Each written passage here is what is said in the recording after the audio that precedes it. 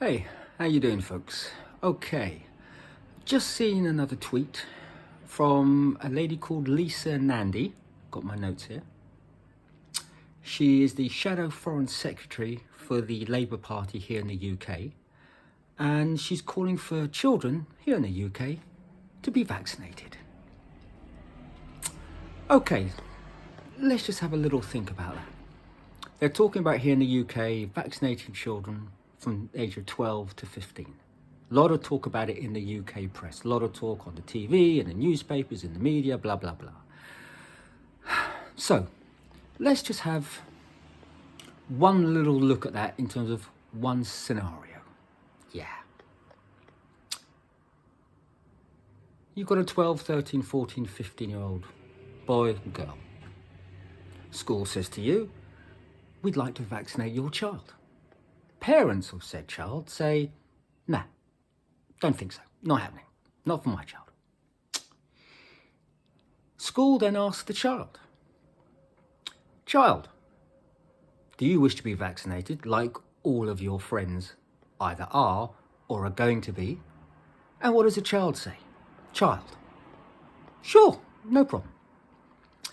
So does the school then go ahead, because this hasn't been clarified here in the UK, does the school then go ahead and vaccinate that child against the parents' wishes, express wishes?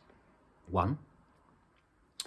2, what happens if the parents say, no, you're not vaccinated my son, you're not vaccinated my daughter? The school then asks the child, and the child says, no, I don't want to be vaccinated. I've talked to mum and dad have made it very clear I'm not to be vaccinated. Thank you, but no thank you. So what does the school do then? What does the government do then?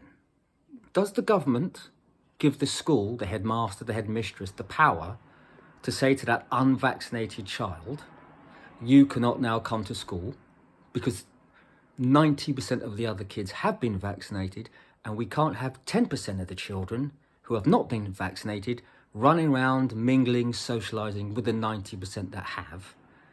So therefore, you're going to discriminate and what? Stop that child having an education in that school at the age of 12, 13, 14, 15. Kind of important years, kind of looking towards exams, kind of looking towards qualifications to take them on to the next stage of their life, perhaps university, perhaps higher education, perhaps getting a job at 16. Rather important time for a child.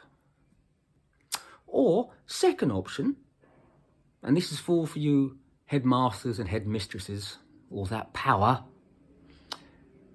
Parent says, no, you're not vaccinating my child. Okay. Child says, hey, I haven't got a problem with it. All my friends are being vaccinated. And we know at the age of 12, 13, 14, 15, peer pressure is extremely strong. So their friends are getting vaccinated. Never mind mum and dad said no, or mum said no, or dad said no. My best friends are being vaccinated. I'm being vaccinated. Okay. So you vaccinate the child against the parents' wishes. Okay. What happens, headmaster, headmistress, if the child comes down ill after being vaccinated and then the child dies after being vaccinated, as we've heard happen to adults? So now, headmaster, headmistress, it was your decision. You have the power.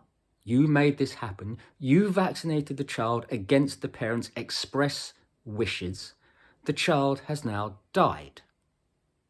So therefore, headmasters, headmistresses, does that now open up you individually, forget the government, forget the school, you individually, to the parent saying, we said no, you asked the child said yes, not of legal age, you went ahead and vaccinated my baby, and I've just buried my baby. Are you then up for potential manslaughter charges in court to explain your actions? Headmasters, headmistresses. Has anybody thought of this? And government, do you really want to put yourself in a position where you're pitting yourself against parents, never mind different political persuasions, that's one thing, an election, that's one thing, this party, this leader, that leader, that's one thing or another. But now, government, you are potentially, if you do this, putting yourself head-on collision with parents discussing their children. Not the parents' livelihood or jobs, all adults, their babies. And if you go head-to-head against parents and something happens to one parent's child, as has happened with adults who've had the vaccine and passed away, oh boy, headmasters, headmistresses, and the government, I really think you want to stop and think about this, not one more time, because when you've done that, have another think again. Because if adults can be vaccinated with AstraZeneca, Moderna, Pfizer, and a small percentage, which is really small, die, then why wouldn't that happen with children whose immune systems are still developing? If it happens, headmasters, headmistresses, government, try and explain that one. Try and PR your way around that one. Just a thought. Okay. Take care. Look after yourselves.